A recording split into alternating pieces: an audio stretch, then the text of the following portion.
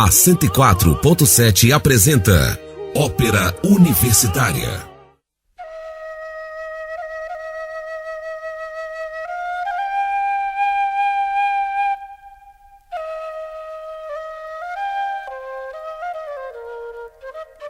Estamos começando um glorioso Ópera Universitária. Sou Daniel Romanelli. Para entrar em contato com o programa, é só mandar e-mail operauniversitaria@gmail.com. Essa noite tenho aqui a presença ilustre do famoso Ricardo da Costa, famoso professor Ricardo da Costa, mestre medievalista. Porra, Ricardo da Costa, se apresente para os nossos ouvintes, por favor. Precisa mesmo? Sim. Bom, sou professor da UFES desde janeiro de 2000. Estou aqui hasta la muerte, já há 13 anos. Inicialmente entrei no departamento de História, mas em abril desse ano eu fui removido pelo digníssimo reitor Reinaldo Santos Ducati para o departamento de Teoria da Arte, Teoria da Arte e Música. Né? Quando eu tive o prazer de conhecer Vossa Excelência, que foi meu aluno, foi esse último semestre, né? Você foi meu aluno. E agora pertenço oficialmente a esse departamento e a partir desse ano começo a trabalhar com arte antiga, greco-romana, medieval, românica e gótica. Então é isso, e trabalho e traduzo livros e escrevo artigos, participo de uma vida acadêmica normal, né? E um site onde as pessoas podem conhecer um pouquinho do meu trabalho, é www.ricardocosta.com www.ricardocosta.com. E estou aqui para conversar hoje contigo sobre o movimento trovadoresco medieval e um pouquinho dos fabliaux, ou seja, hoje nós teremos uma conversa sobre erótica medieval.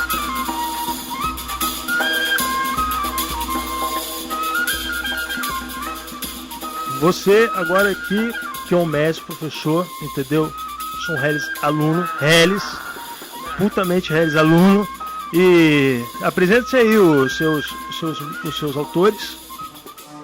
E fale melhor, o que é um fabliaux? Fabliaux. Isso, um fabliaux. Então, vamos começar do início. E você me interrompa quando você quiser.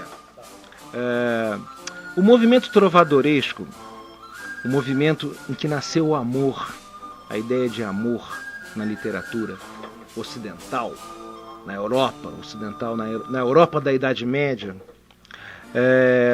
nasce no sul da França, na região que está no Mediterrâneo, chamada de Aquitânia, região romanizada, região conquistada pelos romanos, que recentemente eu tive o prazer de conhecer. Nîmes, Avignon, Arles, Mônaco, que os franceses chamam de Monaco, Nice e tal. Toda aquela franja do sul da França, da Espanha até a Itália, que pegava esses países todos, é a região chamada Aquitânia, mais para o oeste. Então, foi nessa região mais romanizada, ou seja, menos influenciada pela tradição bárbara, germânica, em que nasceu uma certa ideia fantástica, uma ideia que o homem tem que se submeter às ordens das mulheres. Essa é uma ideia nova na história, e ela nasce na Idade Média e na Aquitânia. E o primeiro nobre que escreve e canta o amor nesse caso heterossexual, é um nobre chamado Guilherme. Um nobre que foi, obviamente, excomungado pela igreja. Ele era uma pessoa que tinha algumas taras. Me recordo uma agora, ele gostava de transar com moças e ele mandava as moças se vestirem de freiras. Então ele abriu um prostíbulo na sua corte. Era uma corte muito frequentada, muito rico, né? E ele mandava as moças se vestirem de freiras. Imagina o escândalo da época.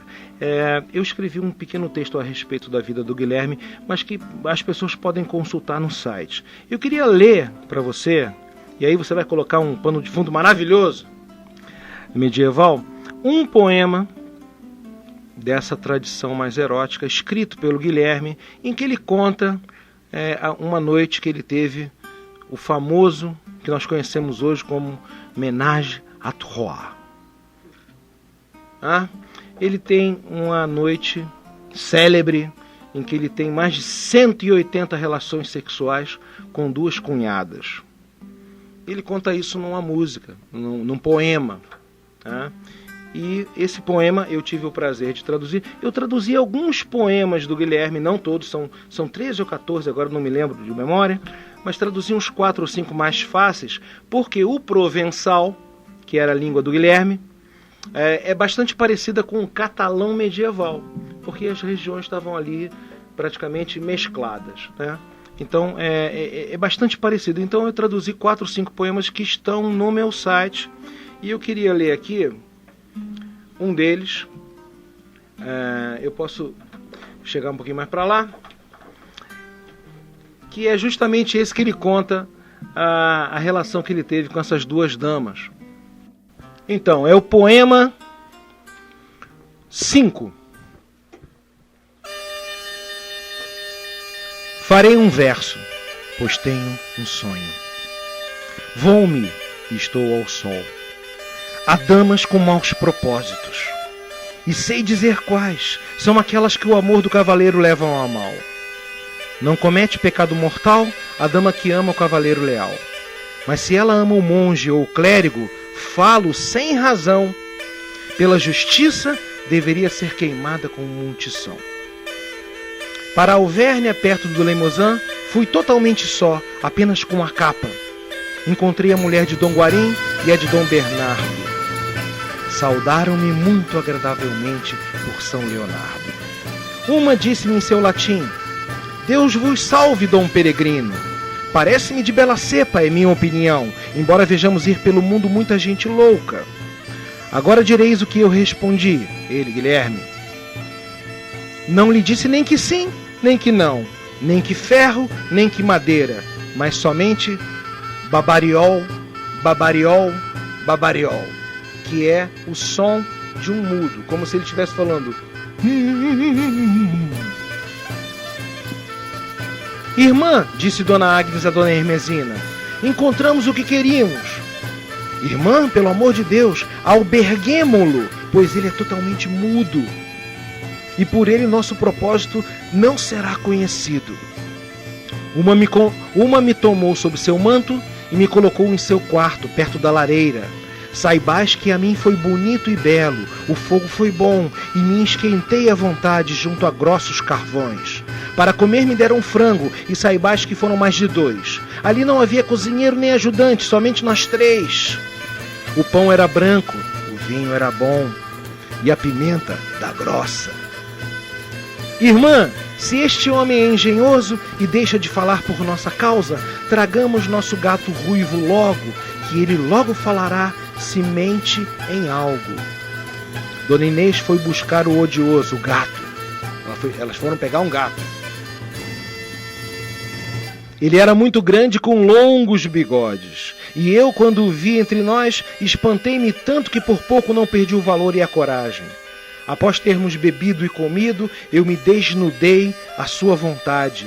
Por trás me colocaram o gato, mau e traiçoeiro. Uma o arrastou das costas até os calcanhares. Pelo rabo, de improviso, ela tirou o gato e me arranhou. Chagas ele me causou, mais de 100 daquela vez.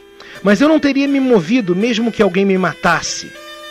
Irmã, disse Dona Agnes a Dona Hermesina, claro está que ele é mudo. Irmã, preparemo-nos para o banho e para o descanso. Por 8 dias, talvez mais, eu estive naquele forno. Tanto as fudi, e no francês medieval, no provençal medieval é assim, fouté, fouté, fouté. Eu traduzi assim, tanto as fodi, tal como ouvireis, 188 vezes. Por pouco não rompi minhas correias e meu arnês. É porque ele compara, Daniel, a armadura do cavaleiro com o órgão sexual dele. Ele está querendo dizer que ele ficou todo assado, esfolado, isso aí. E não vos posso dizer o mal-estar tão grande que me tomou. Aí ele volta para o castelo dele e diz para o seu servo: Monet, tu irás pela manhã levando meu verso na bolsa, leva-o direito às mulheres de Dom Guarim e de Dom Bernardo, e diga que, por meu amor, matem aquele gato. Ou seja, ele manda o vassalo contar para as mulheres que ele não era mudo e pedindo para matar o gato. É uma paródia medieval muito interessante que esclarece um pouco a vida real da nobreza profana europeia. E o Guilherme é famoso por ser o primeiro escritor medieval que se dedica a contar as histórias do amor cortês.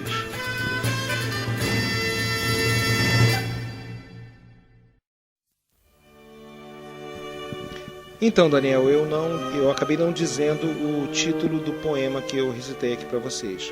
É o poema número 5 de Guilherme da Aquitânia e no provençal antigo o título é Farai um vers pos mi sonel, que traduzido é Farei um verso, pois tenho sono. Aí ele conta essa história, talvez o primeiro homenagem à Troá da história. Não. Você Não. conhece outro? Porra, com certeza, vi. Mais antigos. Da antiguidade. Tipo, registrados. Que havia, é óbvio, é lícito supor que sim. Agora, registrados por escrito, esse é um dos primeiros. Que eu saiba, tá? Em que um homem passa uma noite ou uma semana com duas mulheres. É registrado e que se transforma em poesia, mesmo erótica. Tá? Pois muito bem, Daniel. Continua, bicho. Conte mais histórias pra gente, cara. Você sabe que quando você foi meu aluno, eu me surpreendia regularmente com alguns vitupérios seus proferidos num espasmo de loucura no meio da minha aula. E você pronunciava palavrões. E a turma ficava impressionada. E eu, muito mais, que eu não sabia como reagir diante de uma cena tão interessante. Então eu fiquei pensando, acabo de chegar da Europa, eu fiquei pensando, vou lá dar entrevista no programa do Daniel, que eu vou escolher para comentar. Obviamente pensei na tradição trovadoresca, nessa poesia erótica, profana, que eu acabei de explicar aqui, de narrar aqui um poema do Guilherme da Aquitânia, mas lembrei na mesma hora, porque a palavra que você proferia em altíssimo e bom som na minha aula era caralho. Você gritava e a turma toda estupefata não sabia como reagir. Porra, mas é assim mesmo. Mas você vai me permitir aqui ler um outro poema, um pouquinho, cerca de 300 anos depois do Guilherme da Aquitânia. Tá? O Guilherme, apesar de erótico, apesar de ter metade da poesia erótica, ele faz parte do universo trovadoresco. Ele tem poesias muito refinadas também, mas também tem um lado mais profano, mais erótico. 300 e poucos anos depois, começa a surgir como uma contraposição a essa poesia nobre do Guilherme, uma poesia mais, digamos assim, popular das cidades, que surge também no Reino da França e é conhecida pelos especialistas como fabliaux, que são contos de muito baixo nível, digamos assim, se é que ainda nós podemos usar essa expressão. Você sabe, conversa de botequim hoje. Na conversa de botequim os caras falam palavrão, eles cantam a mulher que está passando, eles se excedem, eles fazem as coisas que normalmente em condições sãs, em condições uma pessoa isolada, solitária, não faria, né? E esses fabliaux foram já traduzidos para o português, e são muito engraçados. Eu tive o prazer de analisar 2, também está publicado no meu site, um artigo sobre erótica e a condição feminina e o corpo da mulher e tal, mas eu, por causa do seu palavrão proferido na minha disciplina, eu lembrei de um fabliau e trago aqui um livrinho para recitar esse fabliau para vocês. Chama-se Fabliau, Erótica Medieval Francesa, Poesia Erótica e Satírica Francesa dos séculos XIII ao XIV. E o nome do fabliau, de Joan Bodel, é justamente O Voto dos Caralhos. E lerei. Vou resumir-vos em breves palavras uma aventura que eu sei que ouvi contar em Douai. Aconteceu a uma mulher e a um homem, cujos nomes eu desconheço. Era uma boa mulher e um bom homem. E o que vos posso garantir é que queriam muito bem um ao outro. Um dia, o excelente homem teve de sair da aldeia e nos seus negócios andou bem 3 meses longe da terra em busca de mercadoria. O negócio correu-lhe tão bem que voltou feliz e contente a Douai, numa quinta noite. Não julguem que ficou contrariada a sua mulher quando o viu de volta. Manifestou toda a alegria que é devida a um esposo. Nunca ela sentiu alegria maior. Depois de o abraçar e beijar, preparou-lhe para seu bem-estar um assento baixo e confortável. A refeição estava já pronta e comeram quanto lhes apeteceu, sentados numa almofada junto da lareira que ardia, clara e sem fumo. Havia muita luz e claridade, havia 2 pratos, carne e peixe, e vinho de Alcherre e Soissons. Bela toalha, comida boa. A dona serviu de tudo, solícita. A seu esposo dava o melhor, e enchia-lhe o copo a cada iguaria, para lhe ser mais agradável. Muito desejava a dona satisfazer os seus desejos, e esperava em troca ter a sua recompensa de boas-vindas. Mas não agiu sensatamente, pois tanto vinho lhe deu que o vinho tomou conta dele, e quando chegou a hora de ir para a cama, esqueceu-se desse outro prazer. Mas a mulher lembrava-se bem dele, quando se veio deitar a seu lado. Não esperou que ele a mandasse, já estava pronta para o serviço. Mas ele não se ocupou da mulher, que bem teria suportado um pouco de brincadeira e de vigília. Não julguem que agradou a dama encontrar o marido a dormir. Ah, disse ela, como ele se comporta como um vilão sujo e nojento. Devia estar vigilante e põe-se a dormir. Isso faz-me muita aflição. Há 3 meses que não durmo com ele, nem ele comigo. E agora os demônios puseram-no a dormir e eu tenho de ceder-lhe sem remédio. Mas não diz tudo quanto pensa. A dama cala-se e disfarça, pois o que pensa obceca-a. Mas não o acorda nem o sacode, senão ele julgá-la-ia sem vergonha. Por essa razão, reprimiu o desejo e a vontade que tinha em relação a ele. Adormeceu de tristeza e despeito. A dormir, digo-vos sem mentir, que a dama teve um sonho, em que estava numa feira anual, como nunca se ouviu falar de tal. Não havia banca nem monstruário, não havia tenda nem loja, nem cambista, nem mesa, nem lugar, onde se vendesse fina pele de esquilo, nem pano de linho, nem tecido de lã, nem alume, pau-brasil ou colchonila, nem qualquer outra mercadoria, segundo lhe parecia, mas somente colhões e caralhos. Destes havia com abundância. Estavam cheias deles as lojas, e os quartos, e os celeiros. E cada dia chegavam portadores de toda parte, carregados de caralhos em carroças e em carros. Apesar de virem em tão grande quantidade, não chegavam inutilmente, pois todos vendiam a sua mercadoria. Por 30 soldos obtinha-se um bom, e por 20 soldos um belo e elegante. E havia-os para os mais pobres. Podia-se ter prazer com um pequeno de 10 soldos, e de 9, e de 8. Vendiam-se a unidade e por atacado. Os melhores eram os maiores, os mais caros e os mais bem guardados. A dama olhou por toda a parte e tanto se esforçou e penou que chegou a uma bancada, onde viu um grande e longo. Aproximou-se e observou de perto. Era grosso por trás e grosso à volta, com um focinho gordo e malandro. Para vos dizer a verdade, toda a verdade, podiam atirar-lhe para o olho uma cereja em pleno vôo que teria chegado sem obstáculo ao saco dos culhões, que eram tão grandes como a largura de uma pá. Nunca ninguém viu uns assim. A dama regateou o caralho, perguntou o preço ao vendedor. E ela disse: mesmo que fosses minha irmã, não darias menos de 2 marcos. Este caralho não é pobre nem enfesado, é o melhor de toda a Lorena. E os culhões são lorenos. Fez ótima penetração esse ano. Levai-o! Fareis um bom negócio, disse ele. Fazei o que vos digo.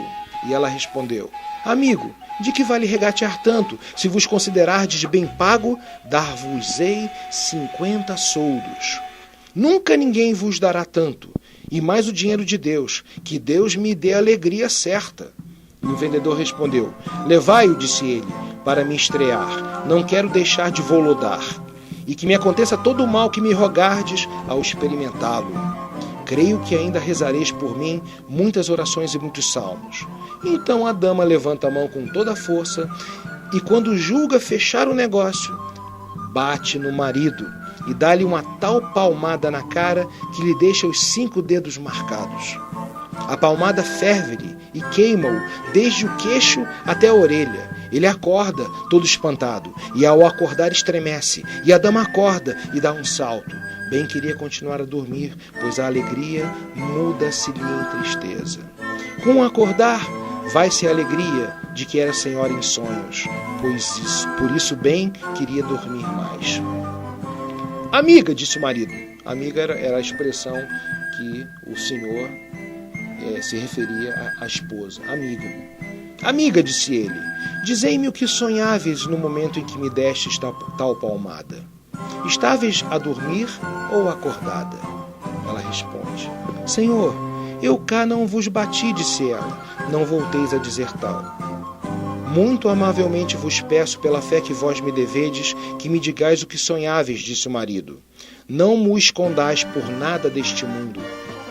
E logo sabedeu bem, começou a dama a sua história, e contou de boa vontade, ou quem sabe contra vontade, como sonhou com os caralhos, como eles eram maus e bons, como ela comprou o seu, o maior e o mais esforçado, por 50 soldos. Senhor, disse ela, aconteceu assim, era preciso fechar o negócio e quando julgava bater na mão dele, batia em cheio na vossa cara. Agi como uma sonâmbula. Por Deus, não fiquei zangado comigo. Se cometi uma loucura, reconheço-me culpada para convosco. Peço-vos sinceramente perdão. Por boa fé, disse ele, bela amiga, perdoo-vos e que Deus assim o faça. Depois, ele aperta-a com força e abraça e beija-lhe a boca terna. E o caralho começa a lhe crescer, pois ela inflama-o e enfeitiça-o e põe-lhe na palma da mão o caralho quando a coisa acabou. Cara, disse ele, marido, pela fé que me devedes, e se Deus vos der a sua graça, quanto valeria na festa este que vós tendes na mão? Ele perguntou para a mulher, quanto que valeria o meu caralho na sua festa, lá na sua feira? E ela responde, Senhor, se eu amanhã visse alguém com uma arca cheia deles, não encontraria quem oferecesse nem que desse a mais pequena moeda. Mesmo os caralhos dos miseráveis eram tais que um só valia à vontade 2 destes seus. Sabei que, tal como ele está, ninguém teria olhado para ele, nem pedido nem de perto, nem de longe. E ele respondeu, cara, disse ele, quero lá saber, toma antes este e deixa os outros todos, enquanto não podes fazer melhor. E ela assim fez, segundo me parece. De noite estiveram muito bem os dois, mas eu considero o marido um idiota por contar o caso no dia seguinte para todo mundo, até que chegou aos ouvidos de Jean Bodel, um rimador de pequenas fábulas que, achando a história boa, ajuntou às suas. Para não se tornar muito longo, acaba a dama aqui o sonho. Ou seja, Daniel, o cara tinha um pintinho pequenininho, a mulher falou que não valia nada, e ele falou, não, mas então você tem que se contentar com esse mesmo, que não tem jeito. Essa é a Feira dos Caralhos, que é um fabliô do século XIV, muito engraçado, e que eu tenho certeza que você não vai esquecer. Porra, me diz o seguinte, essas histórias naquela época, como é que era difundido esse tipo de literatura? Em todos os tempos existiram pessoas. Eu vou usar uma terminologia medieval. Santos e pecadores. Em todas as épocas. Tá? Quando a literatura ganha, quando o povo começa a ficar mais alfabetizado, começa a ser alfabetizado, quando a educação desenvolvida pela igreja medieval, pela igreja católica, se difunde pela Europa, quando mais pessoas começam a ler e escrever, aprendem a ler e escrever, essa literatura surge. Então, é lícito imaginar que ela existia nas tabernas, nos botequins da época, em que as pessoas se empanturravam de vinho e faziam suas bebedeiras e suas festas durante toda a Idade Média. O fato é que antes, como a educação ainda estava restrita a um grupo pequeno, um grupo social pequeno, particularmente nobres, embora filhos de camponeses também tivessem educação religiosa nas escolas, o fato é que nesses séculos XIII, especificamente XIV, surge essa literatura que os historiadores param e leem e ficam a imaginar como é que pode, essa pergunta que você me fez, como é que pode no século XIV pessoas como Jean Bodel escreverem poesia tão erótica, tão minha avó chamaria de indecente, vulgar, né? Que é na verdade uma literatura para rir. É uma coisa que se conta oralmente e no texto original é tudo rimado. Atenção, a tradução infelizmente perde a rima, mas no texto original é tudo rimado. Então imagina que soa mais engraçado contando isso, como se fosse uma trova, digamos, nordestina, aqueles trovadores nordestinos de rua, trocando desafios, né? De modo que é uma característica da literatura medieval e da música medieval também, esse traço muito profano. Você quer apresentar alguma outra história? Parafraseando Jean Bodel, eu falei pra caralho. Não, rapaz, esse programa é comprido pra caralho. Isso também. São 2 horas, entendeu? Então você pode estar ali. Rapaz, bom, o professor Ricardo da Costa faz um trabalho impressionante de tradução de textos medievais. Ele não é qualquer professorzinho que pega por exemplo, um texto de fulaninho de tal que viveu no século XX e estudou sobre a Idade Média, e a gente vai ler, estudar a Idade Média através de outros autores que não viveram lá. Nada disso. Nada dessa putaria. O professor Ricardo da Costa utiliza material proveniente justamente da época medieval para os seus alunos. Eu tive a honra de ser aluno do professor Ricardo da Costa. Porra, é outra visão. Aqui, eu tenho, meu camarada, eu li bastante esse livro das bestas que você traduziu, do Lúlio. Fala aí sobre esse autor, por favor. Esse livro é muito bom. Então, o Lúlio, o Raimundo Lúlio em português, né? Em catalão medieval, Ramon Llull, olha que coincidência você me perguntar isso sobre o Lúlio. Ele era um trovador também.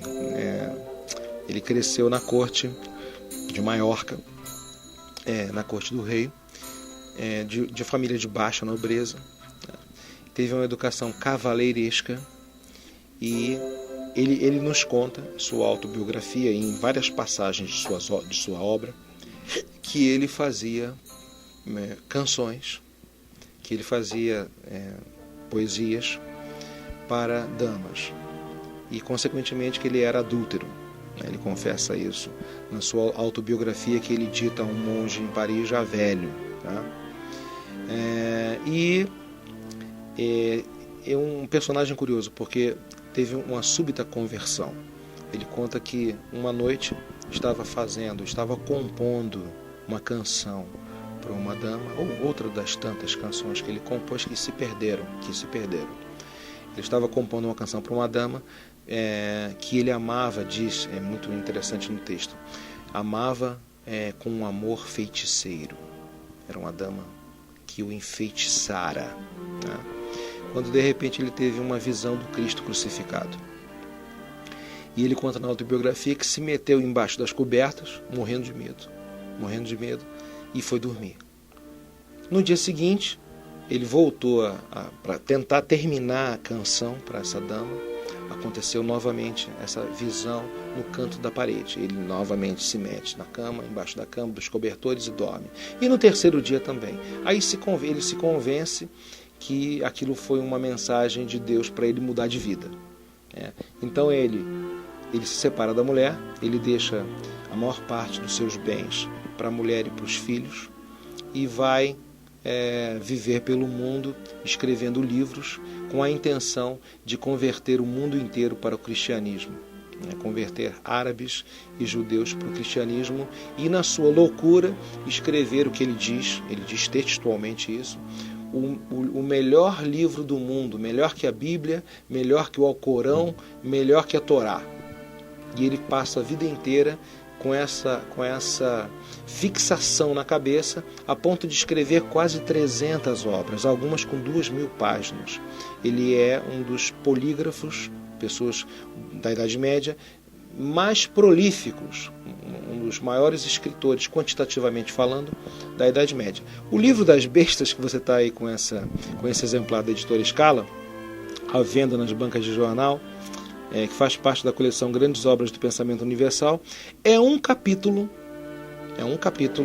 de um livro maior chamado Félix, ou O Livro das Maravilhas, escrito em Paris em 1289. E esse capítulo em que o Félix, que é um viajante, virgem, sai pelo mundo para conhecer as maravilhas e se maravilhar com as maravilhas que existem no mundo. Então ele tem um capítulo sobre as pedras, tem um capítulo sobre a natureza, tem um capítulo sobre o inferno, o paraíso, e tem um capítulo sobre os animais. E é o mais original, considerado um dos mais originais da obra, porque o protagonista, que é o Félix, nos outros capítulos ele é o protagonista, ele conversa com pessoas e tal. Aqui ele chega na floresta e ele vê os animais numa eleição. Os animais estão decidindo quem vai ser o rei dos animais, quem vai ser o seu rei. E vai acontecer uma eleição. E o protagonista da novela senta numa pedrinha lá e para assistir a maravilha do mundo animal, que é uma metáfora do mundo dos seres humanos, dos homens. Ele é uma crítica indireta à corrupção existente nas cortes, principalmente na corte francesa, porque no final ele dedica o livro ao rei da França, Filipe o Belo, que aliás é um dos primeiros reis, considerados pelos historiadores, um dos primeiros reis modernos, um dos primeiros reis absolutistas. Jacques Le Goff chega a perguntar, esse Filipe seria um rei absolutista? De modo que aí a história toda se passa naquela a raposa com as suas maquinações, o urso, o leão, o elefante, e essa metáfora animal ficou para a literatura, né? No Brasil, por exemplo, não sei se é da sua geração, a Arca de Noé, Vinícius de Moraes, Toquinho e uma galera enorme, eles fizeram músicas, por exemplo, me recordo agora o Boca Livre, o grupo Boca Livre, cantando a música do pato, né, do pato. Então, essa é uma tradição tipicamente medieval que remonta, claro, ao mundo antigo, né, às fábulas de Esopo e tal. Então, é um texto muito interessante que eu tive um prazer muito grande foi o meu primeiro trabalho na UFES. Foram 4 anos para traduzir todo o Livro das Maravilhas, Félix, ou o Livro das Maravilhas, né? e me deu muito prazer.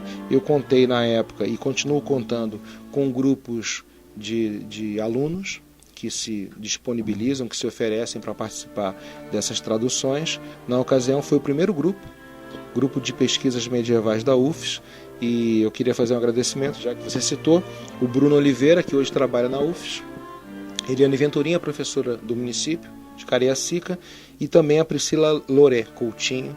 Foram os 3 dos 20 que começaram, foram os 3 que foram até o fim e aprenderam um pouquinho e tiveram um pouco de contato com um texto de 1289, o que é uma coisa infelizmente rara no sistema universitário brasileiro.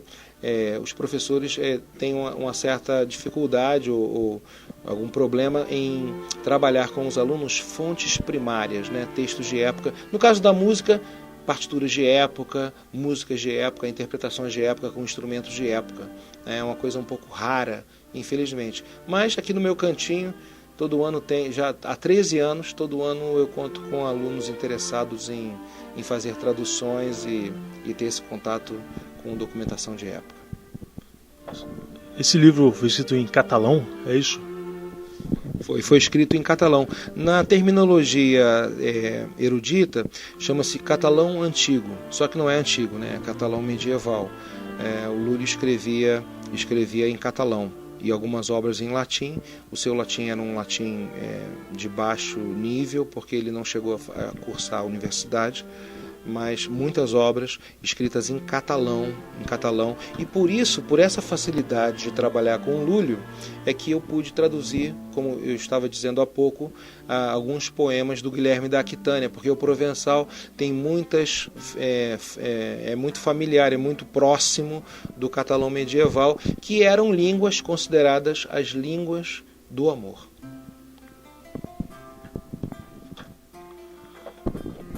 Professor, me permite ler aqui um trecho? Por favor. Falando em literatura erótica, você tem um trecho que os animais vão até o rei dos homens. Vamos lembrar. Vão. E o leão, a raposa, que é realmente a que faz um estratagema porque ela deseja ser o rei no lugar do leão. Ele faz um estratagema de colocar os animais para os homens, para que dê tudo errado lá e os homens matem os animais. Bem, está escrito aqui: tanto andaram que chegaram à cidade onde o rei dos homens tinha um grande parlamento. Aconteceu que ao entrarem na cidade, viram loucas fêmeas de um bordel. Opa. Que pecavam com homens diante deles. Momento.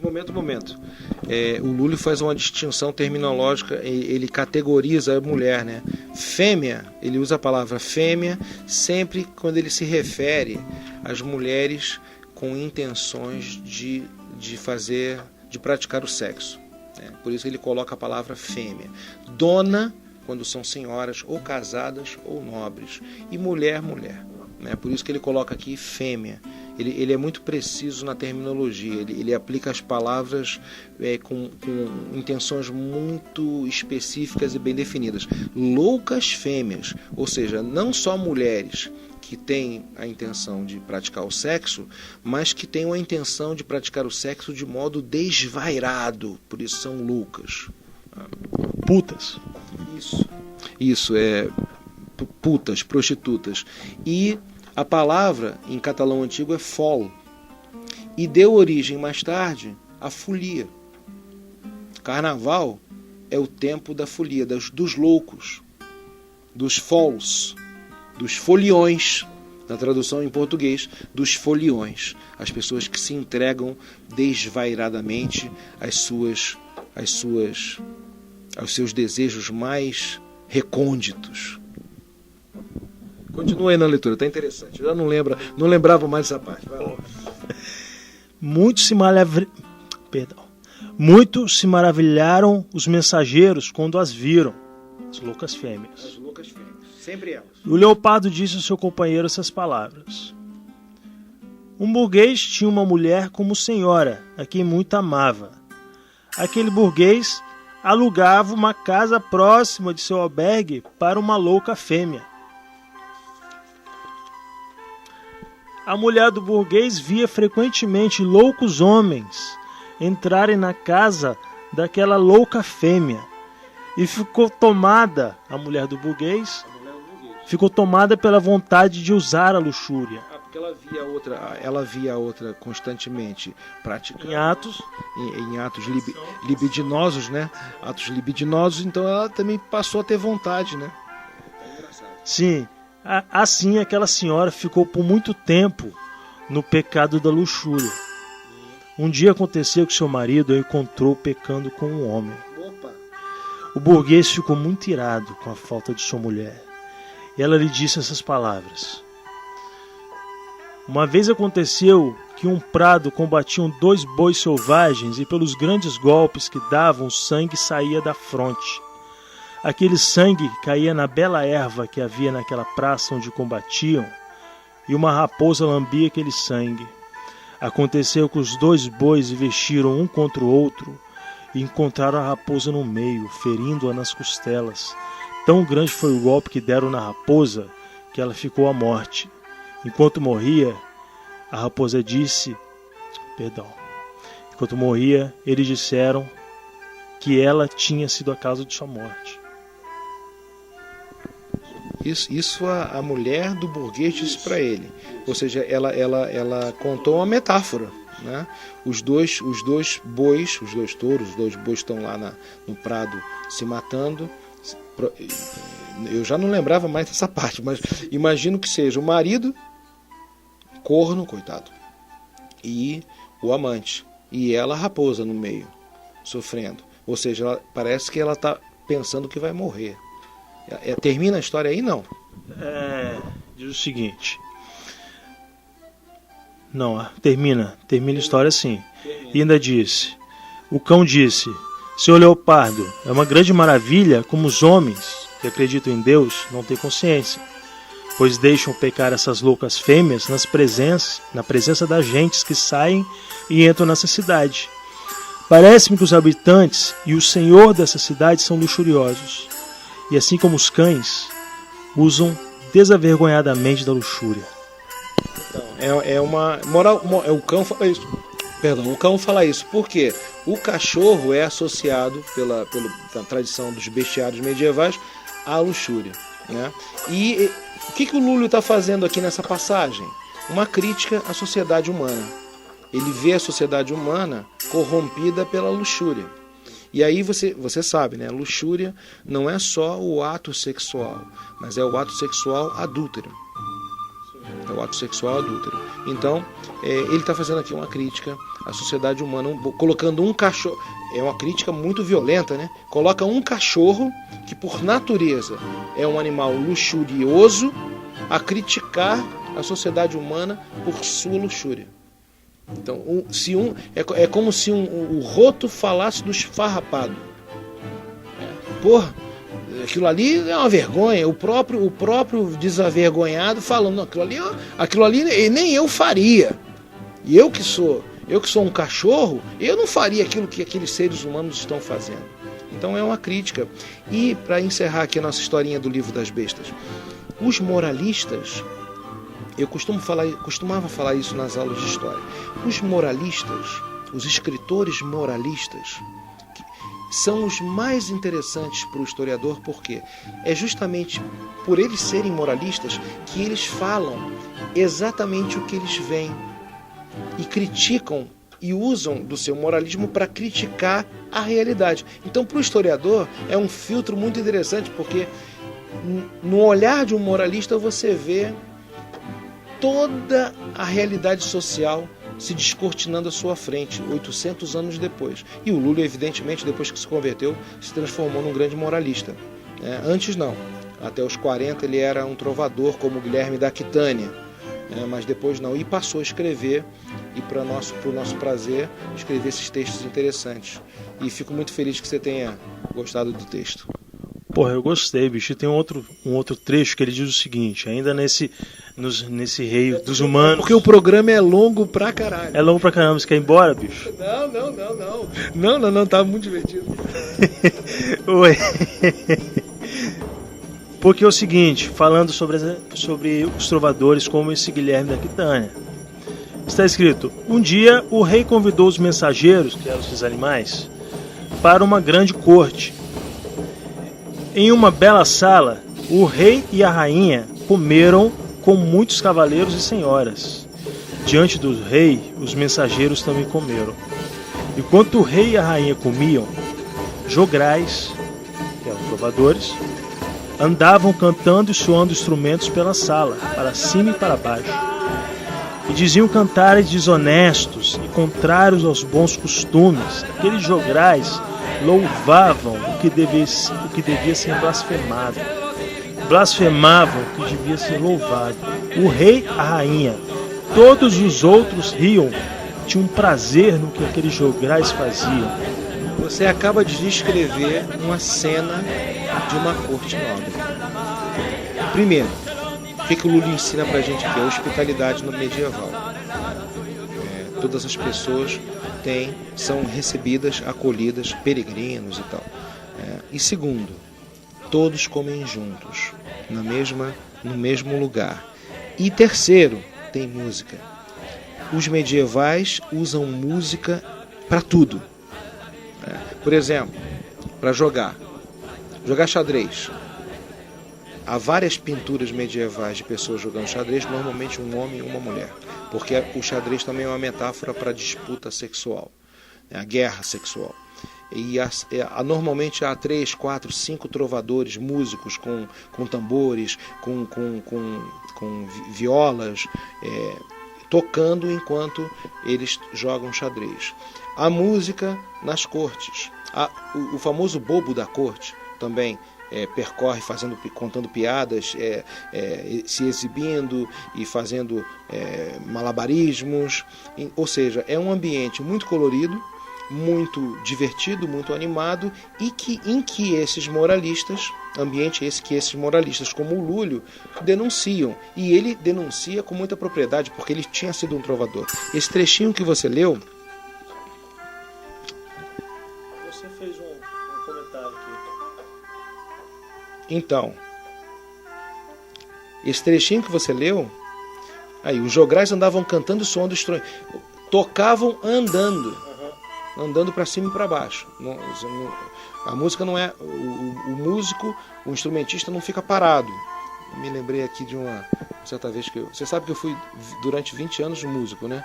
Eu me recordo uma vez que eu toquei num bar lá na zona norte do Rio de Janeiro, que não tinha, me chamaram às pressas, não tinha aparelhagem de som nenhuma.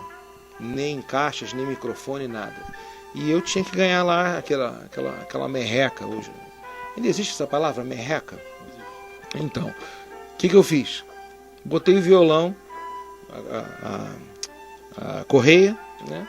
E fiquei andando entre as mesas, cantando, né?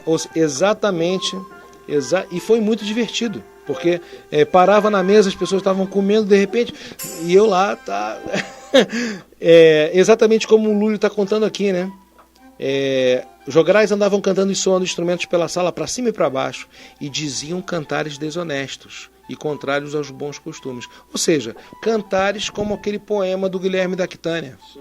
Para as pessoas rirem, para as pessoas acharem engraçado, bebendo vinho, tomando cerveja e tal. E lendo essa literatura, você toma contato, como você disse antes, com o século XIII, com o século XIV. Ricardo Costa, falando em conhecer os costumes da época, eu acho interessante que enquanto os animais nesse livro das Bestas, foram até a corte dos homens, foi o leopardo, a onça e o cão. Enquanto isso, o rei, o leão, que havia ficado na floresta, o leão fudeu com a dona leoparda. Dona Leoparda. Exatamente. Aí quando o leopardo chegou e soube disso, a doninha disse o seguinte: Dona Leoparda ficou muito irada com a aproximação do rei e chorou por muito tempo. A ira do leopardo cresceu Está escrito: a ira do leopardo cresceu porque sua mulher foi ao serviço do rei forçada. Pois se ela tivesse ido satisfeita, ele não teria tanto desprazer. Então o leopardo...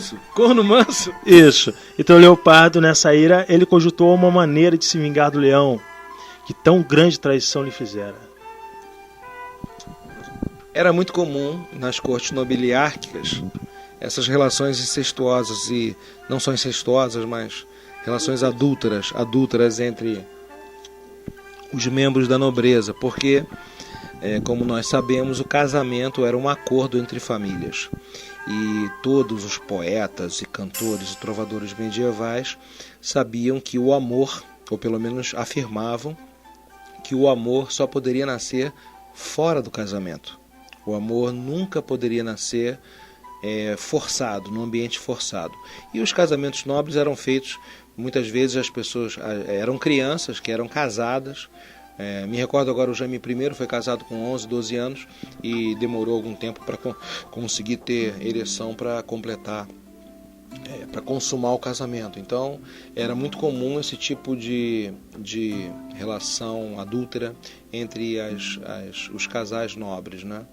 Às vezes com o conhecimento das partes, outras vezes sem o conhecimento das partes. Mas acontecia de tudo. Tá querendo ir embora, bicho? Porra, bom, já tá tarde. Ricardo Costa, eu sei que você precisa ir embora agora. Foi uma honra imensa, bicho, ter você aqui. Grande professor, lendo, como é que é, a história dos caralhos, a história do... a história do Guilherme da Aquitânia, o Fudião. Fudião, essa palavra eu não conhecia. É um bom termo, o cara que fode muito. Come. Comedor. É sinônimo de comedor. E... porra, conheci pelo menos um pouquinho, conversar, a honra de ter em meu programa um grande mestre medievalista, que sabe o que fala, tradutor de textos, tradutor de textos do século XII, XIII, XIV, aqui, que não foram traduzidos ainda para o português. Esse grande homem faz isso, bicho. Porra, que honra imensa, meu camarada. É uma satisfação, muito obrigado pelo convite. O seu programa é fantástico. Eu não sabia dessa sua faceta. Só conhecia a sua faceta de aluno do curso de música e que proferia impropérios, vitupérios durante a minha aula e que eu não sabia como reagir. Mas fiquei muito feliz em saber e conhecer esse seu programa. Eu escutei o seu programa na Espanha. Estava agora na Espanha, claro, internet é uma maravilha, né? E graças ao Rogerinho, nós temos agora essa possibilidade de ultrapassar fronteiras com os programas da rádio universitária na internet. De modo que escutei o seu programa lá na Espanha, me diverti bastante e desejo boa sorte, um abraço a todos e até a próxima.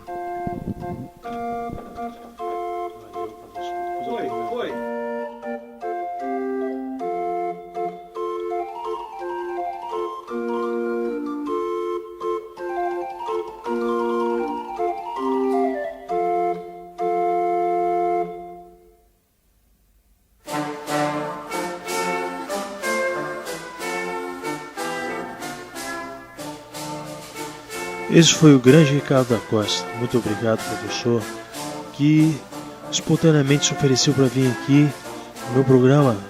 Porra, muito agradecido. Pessoas grandes são assim, meu Deus. Camarada que já fez a tradução de primeira mão, a primeira tradução de tantas obras medievais para o português, veio aqui de espontânea vontade. Poxa, obrigado, Ricardo da Costa. Bom, agora ficamos aqui, descansar um pouco também. Vocês ficam com o acervo do Ricardo Costa que ele me deixou aqui, de umas peças medievais, desse período mesmo, que inclusive muitas falam sobre essas histórias eróticas de amor cortês, mas aqui na língua normalmente provençal ou catalã. Mas vamos ouvir algumas dessas peças, os Santos.